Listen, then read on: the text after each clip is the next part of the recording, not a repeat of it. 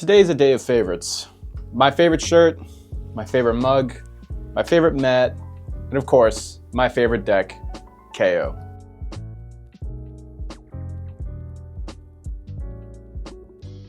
So if you watched my old deck tech that I put out a few months ago, obviously that was right at the beginning of last meta when we had Hunted just released. And now we have moved into a new meta with High Seas, and a lot has changed since then. A lot of decks have rotated out, and more importantly, we have gotten quite a few new toys to play with as a Brute. Now, is Brute sitting in much of a better position than it was last meta?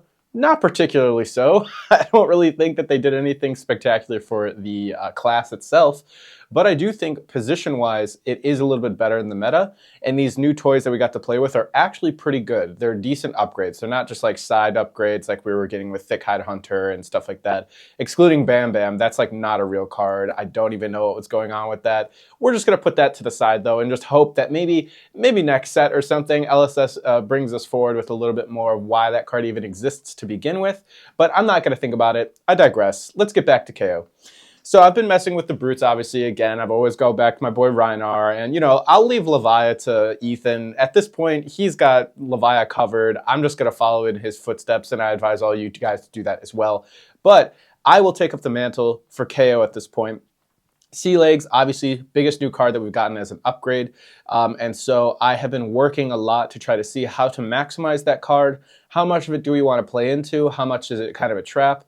Do you want to play 3? Do you want to play 2? All that. So I will show you what I have worked forward with my list here. Now, again, keep in mind, this is my preference. This is what I like. This is how I'm playing. So it's going to be a little bit different than some of the other lists. But it has changed a good amount from the last deck tech that I made that I felt like it was worthwhile to create an updated version for you guys.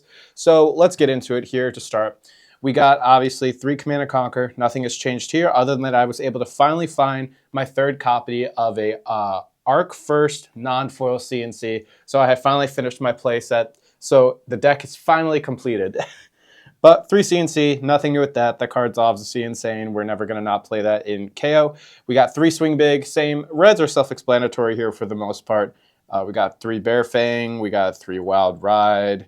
And then here's where a little bit starts to change from my last list. Now, you might have noticed Savage Beatdown last time was in my sideboard. And even in that video, I had basically convinced myself, you know what, maybe I should just mainboard it, and here it is. It has made itself to the main board, and I don't regret it one bit. This card is still insane. I'm going to die I'm going to go to my grave advocating that Savage Beatdown is one of the best cards in KO, and you have to play it. And you know what, I don't even care if I'm lost in the sauce. I don't even care if I'm wrong. I'd rather be wrong and playing Savage Beatdown than be right and not playing Savage Beatdown, okay? So play it. Try it out. It's awesome. I haven't felt bad at all having it in the main board. In every matchup, it feels good. 12 to 14 damage out of nowhere is just always a lot of damage for your opponent, and it's always unexpected. And of course, whatever. At the end of the day, it's a 3 block. That's a 6 attack that can pop and can get your Apex trigger, so whatever. It does what it needs to do, and then also sometimes it just happens to be 12 to 14 damage. So I don't see how that's a bad card. And then we've also added back in 2 Savage Feast. Now, this was a card that back in the earlier days of KO I used to play. I used to love this card. I still love this card. It's one of my most favorite Brute cards. But I had taken it out because it's kind of inconsistent. With hands, it can get a little clunky, being that it needs the cost to discard a card in order to be played. But with with Sea Legs, it really helps to mobilize Savage Feast, because the classic Brute problem with Savage Feast is you draw it, if you don't have a go again, you're incentivized just to roll scabs, because if you hit the action points, it turns on everything. It gives your claw go again, it allows you to refresh the card. It's 1 cost, so it's a super good curve for the rest of your turn. So it's always highly encouraged to roll. But the only problem is that you roll 1, it's still kind of stuck in your hand. Or, I'm sorry, if you roll 1 action point, it's stuck in your hand, or you roll 1 and your turn just ends. So the risk was really high. But now that we have Sea Legs to kind of mitigate that, so we have a go again on the board with a Gold Kiss Rum whenever we want, it really makes this card far more powerful, because now whenever you see it, you don't have to run the risk of just rolling scabs. If you do just have Agility or a Gold Kiss Rum on the board, you could just fire it off, and it just has so much more of, it has all the upsides with a lot of the downsides mitigated. So I've been really enjoying having this card back in the list, and now with Sea Legs and Gold Kiss Rum, it just makes it much easier to run, and I have been very happy with how it's been performing as well. All right, so now we move on to the yellows. We have 3 Blood Rush. Obviously, that's not anything new, but we are running 3 Sea Legs. Now, I've seen a lot of people be all over the place on this card. I've seen people go, you should play 2. I've seen people say, it sucks, you shouldn't even play it at all. And then I'm in the camp of, this card's insane, you should play everything towards it, and you should definitely manipulate your deck in a way that you can abuse it. Because what I have found that even if you get 1 Sea Legs trigger off in a game and just have 1 Gold Kiss Rum, that a lot of times just allows you to have 1 more of those big explosive turns that allows you to just kill your opponent.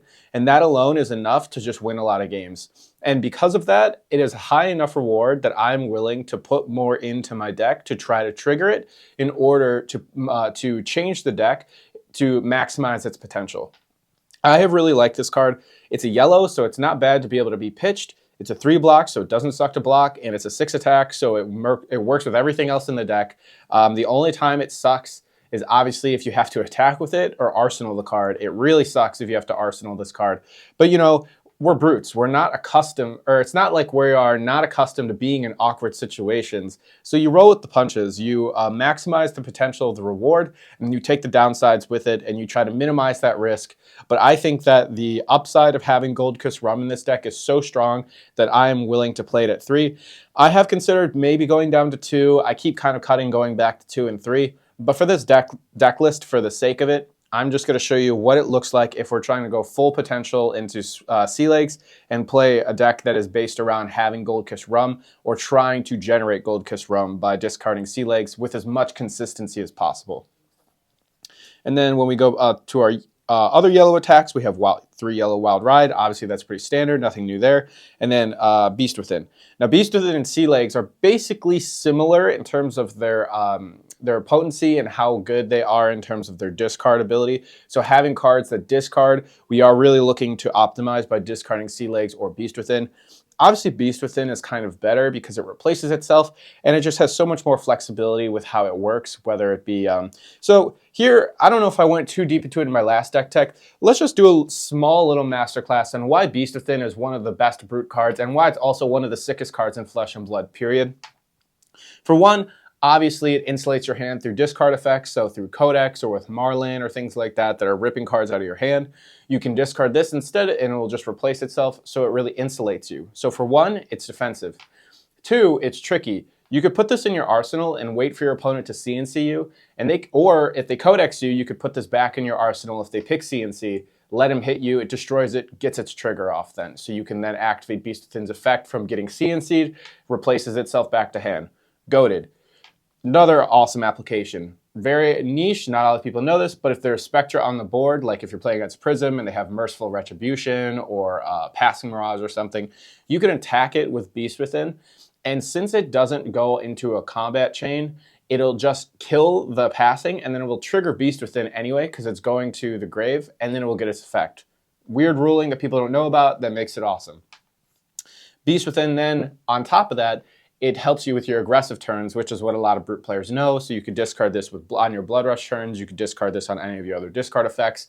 And it can help you extend your hands so you can do even more damage and get even larger damage turns. So between that, Beast Within and Sea Legs are both very high priority targets, I guess, to have in your hand so that you can either maximize the potential of your future turns or your current turns. And because of that, this deck is really going to be based around having outlets to discard Beast Within and Sea Legs from your hand. And then, of course, Beast Within just has a little bit more flexibility because it can navigate itself through the board state and in your arsenal as well. But just a little insight on why Beast Within is one of the best cards in the game and also one of the best brute cards.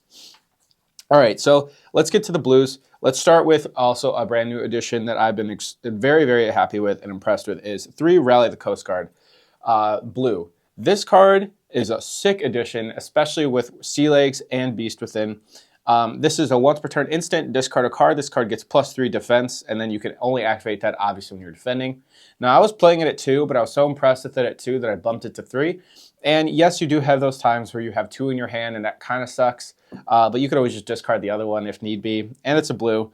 But the fact that you can, if you have this in par with Sea Legs or with Beast Within in your hand, it's another outlet to be able to trigger these by blocking. It becomes a 5 block, and then you convert this into a Gold Kiss Rum or this into another card. And then, of course, it also helps in those hands that you just have a bunch of non-blocks. Like if you're just stuck with a bunch of Bear Fangs and Wild Rides or whatever, you could convert one of your non-blocking cards into a blocking card. So it just really helps with a lot of the consistency and also to play into the triggers that we're trying to do here by maximizing Sea Legs, Beast Within, and then also just more consistency across the board. Very impressed with this card. Again, it has the problem where it's not a brute card, so it really sucks to attack with, but in dire straits, we're really only trying to ever block with it or pitch with it. But you take the good with the bad. Obviously, again, we're in brute territory, so it's time to get a little philosophical, as I always do with brute, because brute is just a reflection of life, and we all are just trying to do our best to get through life, aren't we? So then we go to 3 Rekara. Nothing new here. This is all going to be pretty standard from this point on.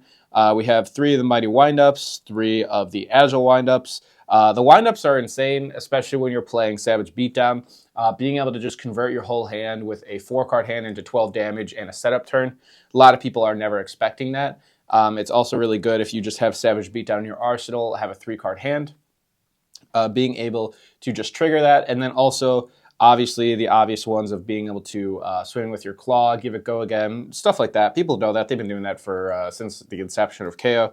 But I think a lot of times people, when they look at Savage Beatdown, they might not recognize that they already have inherent ways to trigger it or to make it live with the windups, and that comes up very frequently as well. And it is a very good and standard hand to convert into just 12 damage. Because a lot of times with KO, for example, you can have big hands that sometimes just don't convert because you just draw all blues, or you draw, like a weird resource curve or a bunch of attacks that don't have go again. So being able to just convert those into 12 damage is a really good pivot setup turn. Okay, and then we go to the rest of our utility blue brute cards. We have 3 blue Assault and Battery, 3 blue Run Roughshod. Run Roughshod is such a sick card as well. I think I talked about it in my last video too, but this card is super awesome. I love Run Roughshod. I hope they make it as a yellow, but I think that'd be like way too broken. So we'll stick with it as a blue. Then we have 3 blue Smash Instinct. Obviously, this card is really good. I don't think there's much to say. And then I have cut down to 2 blue Riled Up, just because I think this is the weakest blue that we have access to, and I wanted to make the space for the 3 Rally the Coast Guard. Assault and Battery is also interesting to talk about because this has always been a pretty good setup turn card. But if you do this with discarding Sea Legs, it's another outlet for you to be able to trigger the Sea Legs. And then you get Might, Agility, and then you also get a Gold Kiss Rum to hold for a later turn so that you can get go again. Or on your next turn, if you just happen to have like Omega Wombo combo, you can get Agility and Gold Kiss to extend your turn and make it really massive. So having double go again or just being able to have go again on the board to hold whenever you want is really good. And again, we're just trying to maximize our outlets to be able to trigger Sea Legs when it's in our hands so that we can get it out and get the reward for getting the discard trigger off. So this is the main board. I think this is 51 cards, as per pretty usual with a lot of my decks. Let's scoop this up and go into the sideboard. Sideboard has also changed a good amount from my last deck tech. And again, the thing with KO, I think it's like the sideboard is pretty flexible. You can kind of do whatever you want with it. I have a particular preference that I go for, and the certain cards that I play in it are relatively consistent throughout a lot of the meta, but then there's obviously tech slots and things like that that I shift depending on disruption or what I need in defensive tools and things like that. So, all right, biggest difference this time around, Cast Bones. It's back in the list. It made its way back. Now, I put out that last deck tech as an example to post a list that doesn't have Cast Bones, but I'm going to just be real with you guys. I hate Cast Bones, but I also love Cast Bones. I think it's one of the most fun cards to play in Brute. It's also like one of the most interesting cards I feel like in Brute because, especially in KO, KO gets the rap of being really easy deck, very repetitive, very kind of brain dead. You just kind of play your attacks and go. I think this deck actually has quite a bit of level of complexity to it and difficulty. And a lot of times that comes from cards like Cast Bones because of how awkward it makes your hands. Because you're always trying to balance the risk versus the reward. And Cast Bones is one of those cards that can be kind of clunky. It can kind of ruin your hand. It doesn't really do anything that you want it to do in a deck like KO other than sometimes just be like an absolute bomb to set up on some matchups. But I have found that between last meta, there were a number of matchups that I was really struggling with just because I didn't have that explosive potential. And sometimes you got to just high roll, man. You got to just to win some matchups, just be real. You got to just get lucky. And Cast Bones is one of those cards that maximizes your high roll potential. So against decks like Warriors, you know, right now we're moving back into like Kasai's coming back. I've heard rumblings of Hatchadori coming back. You know, these kind of decks that are a little bit more Warriors, for example, can be struggling or can have KO struggle. You do struggle into Warriors at times. So having the explosive potential for that is good. I also found with the Florian matchup that now, Florian has kind of fallen out of favor with Gravy floating around, but still, I think that deck is something to be feared. It's very powerful. Cast Bones is one of the cards that really allowed me to help win that matchup more consistently because I was able to roll into these really big turns and just outvalue them, which is impressive considering Florian is like the value king. So I think Cast Bones is really good into that matchup. Verdance, it's a little bit riskier because you could play it and then they could scour you, which is really annoying. But I also do think that into a matchup like Verdance, which it is kind of tough, you need to Cast Bones and run that risk of just being able to high roll or push past what your opponent is able to block. So the Earth Heroes, I found Cast Bones to kind of be necessary. And then, of course, in the Guardians, like, you know, we have Victor now who's coming back, and we always have had kind of Yarrow floating around. I do like it into those matchups as well. So I think there's more reason in this meta to play Cast Bones. The reason why I'm playing 2 instead of 3 is I was playing 3 for a long time, but I kept having those scenarios where you'd flip another Cast Bones off the top of revealing, and then it would make your next turn super awkward because then you have like all these might tokens floating, and then you have to prioritize like, do I want to try to play this other Cast Bones, or do I just want to play my attack and then hope that I can like resolve this Cast Bones? And then if you don't draw the Cast Bones and you have draw discard, then you know it's on top of your deck, and then you run the risk of like discarding it. So it just really sucked. And I was talking to my friend Ben Dodd, who is, you know, one of my confidants in deck construction, but he also is a really good KO player, and we've worked on KO for a number of months, and I guess like over a year now. And he's a big proponent for 2 Cast Bones, specifically for that reason. And I trust that man with my life. And so because of that, I am also going to be playing 2 Cast Bones, because if Ben Dodd says the 2 Cast Bones is better, I believe that wholeheartedly. So 2 Cast Bones I think is really good. I'm playing 1 red Assault and Battery. I really like this card. I've always liked it a lot, even from heavy hitters meta. But right now, I think it has really good application too, because it's another 7 power, so it's good against Prism. And then if you get into those slower, grindier matchups like Hatchadori or Guardians or things like that, or you know, defensive decks, stuff like that, I think it just is it's another really good outlet to help set up your hands, set up your turns for more explosive plays. It still threatens 7 to 8 damage because you usually will have a floating might. And then again, it's another discard outlet for Sea Lakes. So I've been a really big fan of this card. I think that Red Assault and Battery is really good. You could take this out and play whatever you want, but my preference for a tech card is I really like Red Assault and Battery. And then we have 2 Red Pulping. I hate this card also, but I think with Gravy Bones coming back into the meta, you need a little bit more outlet for Go Again. So I'm playing this for Gravy Bones. You could play it in against aggro decks if you have space, so there's always that. But my thing is, like, a lot of decks are still playing D-Reacts, and a lot of people who are playing it a Brute prepare for pulping, and so they'll park D-Reacts in their arsenal. You know, they'll wait, they'll try to get you on the pulping.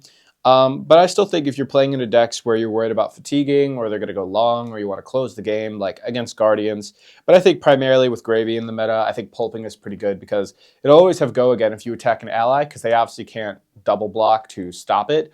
So just having pulping as a free Go Again outlet to clear an ally, clear a chum primarily, which is like the biggest target, I think is really good. So Andrew Rothermel, I talked to a lot about this deck, and he's a big lover of pulping. And because, again, I trust that man with my life as well. If he says pulping is good enough, I believe pulping is good enough. So I'm playing 2 pulping now as well. And then I play 2 Pack Hunt. I like this card, again, just against the more defensive decks, the decks that are going to be playing all the D-Reacts in the world. So the Earth Heroes, again, primarily, being able to swing over the top or to take away their defensive options to either kill them or push through a really big turn. Because, again, since we have Go Again now more consistently with Gold Kiss Rum, you could start your turn with, like, Go Again Pack Hunt. And then immediately from the get-go, they're going to be able to block with one less card, and that can open up or shut down their shields and open up for you to do a lot more damage. So I've been a big fan of 2-Pack Hunt. I think that this has been a really good card in addition to some of the other things that I've been adding as well.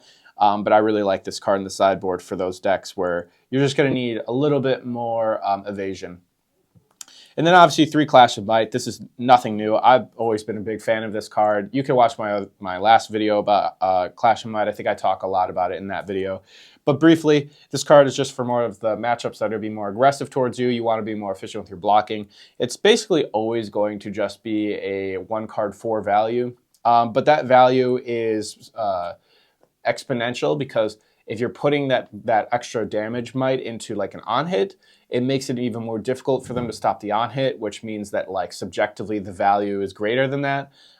So I think Clash of Might is way better than Clash of Agility. I've always hated Clash of Agility, especially now with Sea Legs and we have Gold Kiss Rum Outlet, which are so much better than Agility.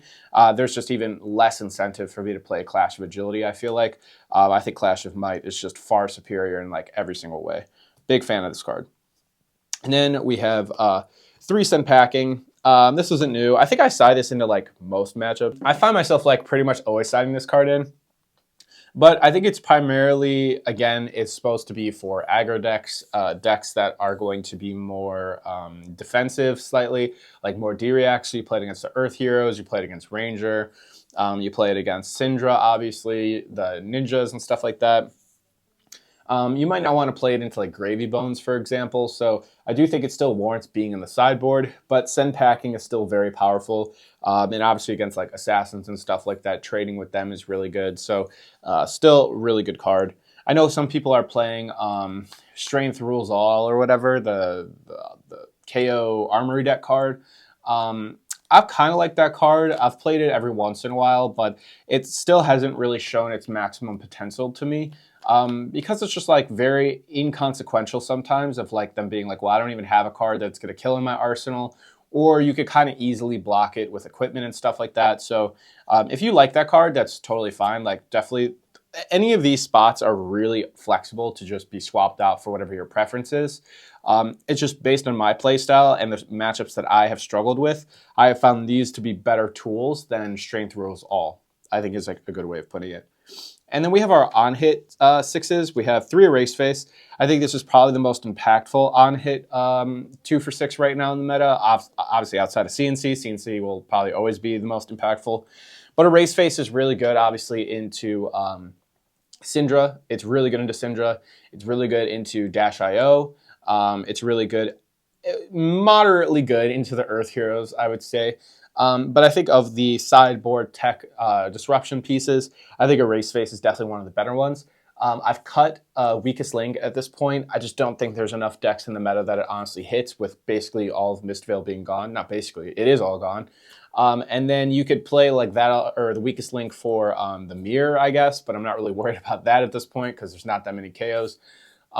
And then people are saying like you could play it into Gravy, so you could take out their Watery Grave cards, but like they want them to go in the graveyard anyway, so it doesn't really hurt them that much, not really. So I've just found like the Weakest Link is just not that good anymore. It's not really that high priority. So triple Erase Face is still really strong, and I think it shines a lot in this current meta. And then we have 2 Amnesia. I probably like will never get off this card. I don't know. People are always saying like it's a wasted slot, but especially now, I think it has a lot of good merit because Vincent is one of your tougher matchups. This card is really good against Vincent. Now with Katsu finally coming back and having bonds, that deck has been showing up regularly, I would say, into the meta. I think I just saw, this is like week 2 report of Nationals. I think there was a Katsu that won a Nationals. Now again, like I don't specifically know where, but it's clearly showing that the deck performs and people are playing it. Amnesia hoses that deck, so I definitely would like that as like a, I guess this is kind of like a tier 1.5 tech slot card. It also is really good into Prism. It's very good disruption into Prism because their Heralds lose their names, their Angels lose their names, so they won't be able to get Go again from Luminaris. So it's primarily for like Katsu, Prism, and Vincent. I would say that's like the main thing. And because I think all those matchups can give you trouble. Prism, obviously you're favored into, but you could still lose that matchup. So like I would like to just play it as safe as possible. I also really dislike Prism, so having more hate cards towards Prism is never a bad thing. But I'm a big fan of Amnesia. There's like a lot of other niche things that you can do with it. Obviously, like if you play against Max, I get like this is just not super legitimate, but if you play against Max and you hit them, hyperdrivers lose their names, so you know they're not able to interact with their hyperdrivers anymore. They can't like do the construct mechanoid or whatever. You know, there's a lot of niche interactions. Gold loses its name. I would never play this into the High Seas heroes, but like there are some weird niche interactions with gold where it doesn't work anymore because of Amnesia. So yeah, I don't know. I think this card will come in and out of the meta. It's a little bit more specific in what it targets. But for a deck like this, where we want to just try to continually disrupt while being proactive, I think it fits really well into what this deck is trying to do. And again, particularly against the matchups that I struggle with, I think it's really strong into those, so I want to play it into that. And then we have 2 Thick-Hide Hunter. In my last deck tech, I was playing 3. I've cut it down to 2. I think 2 is the appropriate number for this card. I think I stand with where I had it last time. It's exceptionally mediocre. It's like, it does what you want it to do. It's not fantastic. Now that we have Sea Legs, it's again another discard outlet for like the high roll, so you could hit the Sea Legs and then get the additional discard trigger. It's still good though. Like I don't mind it being a yellow, being a 2 for 6. Having the discard outlet is kind of like a secondary thing. But blocking with it sometimes can be awkward. You know, I very rarely get like the Omega high roll where it's like or is it ever necessary, where you block like your whole hand and you block 15 or whatever. It has not come up yet, but I mean, to the day that it does, it might be relevant. But it's still really good against Assassins. It's good against Ranger. It's good against Guardian. You know, it has its applications. And then I'm playing 1 Reckless Swing. I've been testing between this card and No Fear. I'm not exactly sure which one I like more. No Fear I initially had put in because Levi had been playing Marlin into me, and I was feeling like I needed No Fear to help protect my hand, which it was good in those scenarios. But I struggled to find more reasons to play No Fear. Ben Dodd used to play No Fear in the mirror. It's also really good against Guardians, for example. It protects your hand from like pummels and stuff like that. But you have those awkward hands too, where it's like you have the Blood Rush in your hand or something, and you can't obviously banish that. You have like Cast Bones, and like I don't want to play this typically into the matchups that I'm also playing Cast Bones because I want to minimize the amount of misses I have in my deck. So it also kind of like struggles against the Assassins. Like you can have niche opportunities where it's good, but having Flick Knives is always awkward to try to play around because they know that they could sometimes just convert the Flick Knives into like 6 value or whatever because it'll just blow up your No Fear prevention and then they'll just hit you with their bonds or whatever. And even though they might not get their hit trigger, they're still pushing like a ton of damage. So I just am not really sure if I like this card enough yet. It's cute. It has good interactions, particularly again with Marlin. But Marlin is no shining example of the meta right now. Clearly, she has not been like performing super well, even regardless of how much Levi says the deck is really strong. And I'm convinced that I do think the deck is good, but people are not playing it yet. So if more people start playing Marlin, I might be more convinced to play No Fear. But at this time, Reckless has proven itself to be very strong. It obviously has a lot of applications into the matchups like the Assassins. And of course now, again, with Sea Legs, it is another potential discard outlet to trigger Sea Legs. And I like having the alternate win condition of Reckless. There are just those matchups where sometimes you get into that game state where you're trading 2-card hands with your opponent or whatever. You're not quite able to stabilize or shift tempo to be able to kill them, but at least you know in your heart and in your mind, like, it's okay, I can wait for the Reckless. Once I find the Reckless, I can win.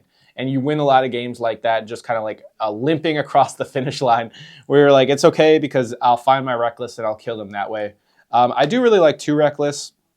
I just don't know if it's necessary right now, so I'm going to stick with the 1 and see from there how it works. The one thing is like Reckless and Thick-Hide Hunter do not mix very well together. I will say that is like the one benefit of No Fear. No Fear and Thick-Hide do have good synergy with one another. particularly obviously because like you could block with Thick Hide and then no fear the rest of your hand and just dodge the discard trigger and save your cards, which is really good. So that's the other benefit of no fear. It's like this with Thick Hide can be really good. I don't know. It's like minor trade-offs. You know, maybe I'm just getting like way too specific for a brute deck anyway to like be getting into these minute differences. But just for the viewer, I'm curious too if you guys have thoughts or if you have preferences or something like that, because I keep going back and forth, and the deck is always constantly like shifting and changing and stuff like that. And those are the things that keep me up at night and I think about a lot. You know, I'm just laying in my bed going, no fear or reckless swing. What's going to win me my calling, you know, if I was to ever play a calling again. But yeah, so this is the sideboard at this time. I like it a lot. The no fear, reckless is a good debate to have, but the rest of it I actually feel really good about. Like, yeah, I guess. Like, I think this is all really good. I like all of this a lot. So this probably won't be changing very much.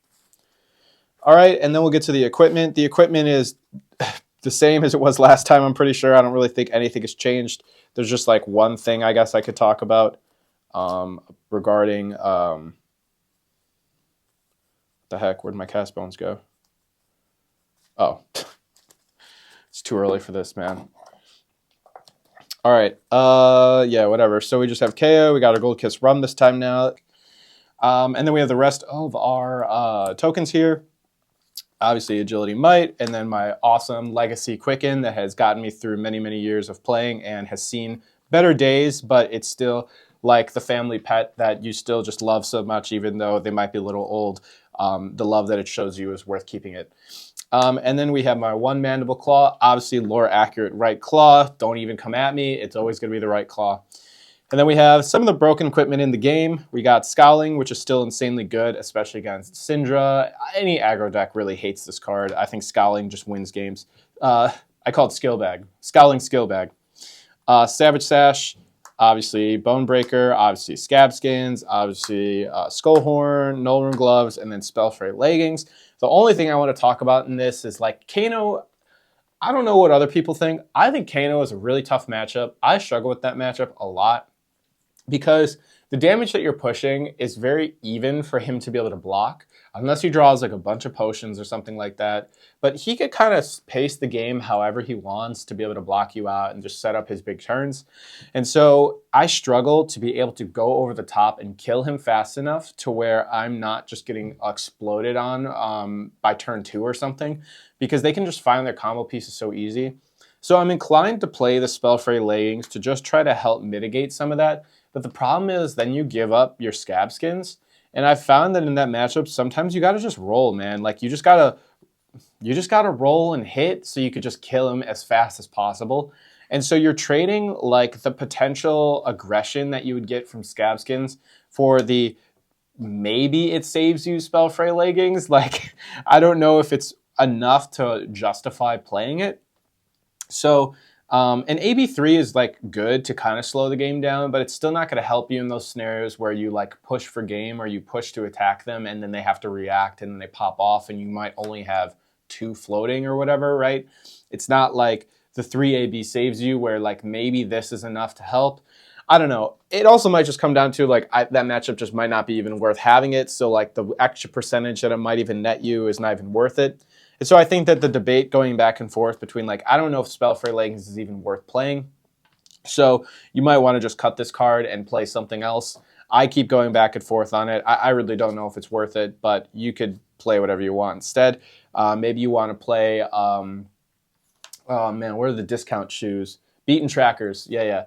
You got your Jordans and then you got like your Skechers or whatever. The Beaten Trackers are like the Skechers. So I don't know. I've always kind of, again, been unimpressed with that card. But against Kano, I could see the merit of playing that just so you can be more aggressive and try to kill them as fast as possible, especially when you're playing cards with like Savage Feast and stuff like that.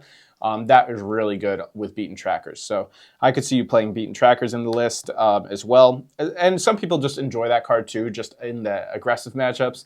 I just like having the extra block and the potential to just be broken with rolling all the time. So I'm more inclined to play Scab Skins. But yeah, so that's my updated list. I'll have the link in the description. If you guys have any thoughts, please share them. Obviously, like wherever the brute cohorts are, I know you guys are out there. We got to stay strong, the brotherhood, sisterhood. And I'm sure next set, of course, LSS is going to be printing a new brute, more brute support. I'm sure, obviously, there's no way they wouldn't, right? It's been like over a year, and brute has barely done anything. So let's hold out. I know that soon we're going to get some support, but in the meantime, I do think KO is fine. Like, I think this deck is actually quite good. If more people were playing it, I think it would be performing a lot better than what it is. I just think that people are really hyped for the new heroes. Gravy, everyone's on the gravy train. I think this deck struggles a bit into gravy, obviously. It's very much so like, if you're not able to kill them quick and they're able to establish board, it can get a little difficult to clear the board. But you do have the tools to do so, right? I mean, you have Mandible Claw, you do have a lot of go again. It's just like you don't want to be using your damage to clear allies, you want to be using it to go face. So that trade-off is you're losing a lot of value. But I think that this deck actually is quite strong currently where we are in the meta. And I honestly, where I'm at, I'm playing this or Fi right now, or Katsu or something, right? Like that's what I'm playing in this current meta. And so I think that this list is tested. It's consistent. Obviously it plays into sea legs and maybe that's not people's preference. So if you don't like that, I totally get it. It's not going to be the list for you. But if you want to mess around with sea legs, if you want to see how powerful it can be and see what the ceiling can really be, this is the list for you. So I'm Sam Dando. Guys, I hope you enjoy this. Of course, let us know what you want to see next. Currently, there's not really a lot of other decks that I'm messing with. I have the Puffin deck tech that I'm going to be putting out soon, and then obviously this might come out after that, to be honest. I'm not sure. But yeah, I think this meta is pretty open. I think there's a lot of different heroes you could play. Nat season every week seems to be somewhat diverse. There seems to be a lot of different heroes performing well. So really just play what you love at this point, you know? I think it's totally appropriate. And what I love is Brute. KO is, again, like closest to my heart. All the brutes out there, I know that you understand. Woo! So let's get it, guys. Like, subscribe, love you, peace, all that stuff. Peace out.